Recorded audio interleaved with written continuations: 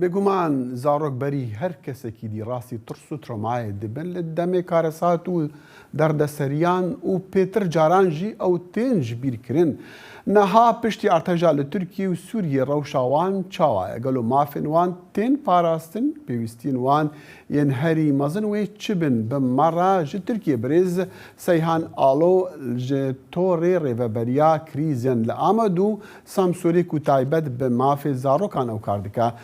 Gelkî spas kekî Seyhan ji te re me dixwast em bizanin rewşa zarokan ên ku rastî tirsê bûne ji encamê artêjê niha çawa ye û çawa wan nadibînin.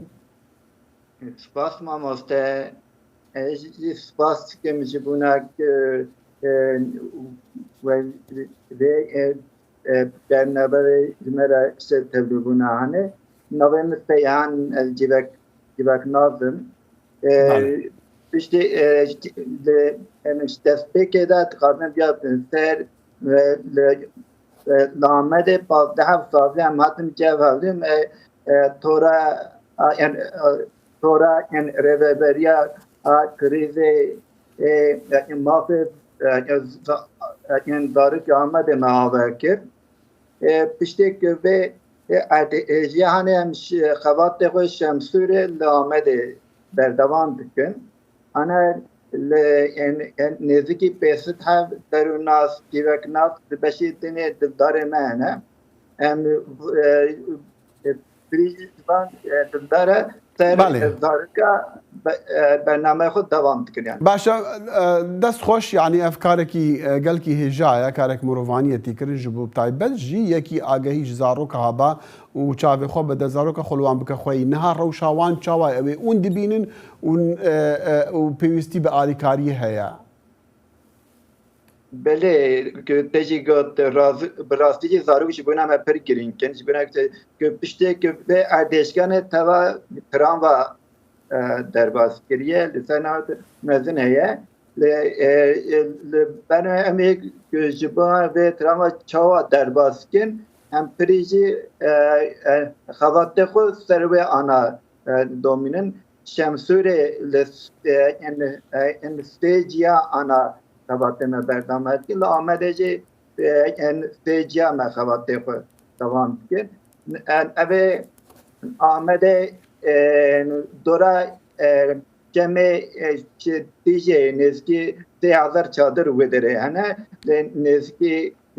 ser 5000 zarok wê derê hene li qada Amed sporê jî di wê derê jî 5000 zarok zêdetir hene li qada Newrozê jî nêzîkî 1000 hene. Kekî Seyhan min dixwast bizanim we têra xwe derûn nas civak nas kesên taybet hene ku wan zaroka bibînin bi wan re paxivin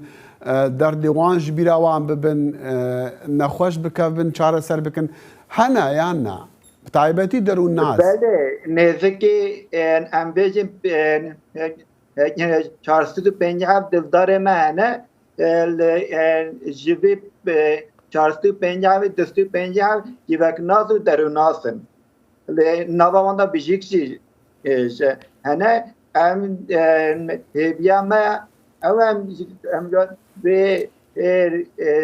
tiran vehanê vê derê hene bîra dikin van derd û gulê xwe jî bîra dikin. Belê kekî Seyhan kekî Seyhan dîsa min dixwast ji te bipirsim yanî em nizanin yani li Tirkiye ew karsatê gelkê mezin çêbûye li Sûriyê jî çêbûye û xelkê yanî alîkarî bi tenê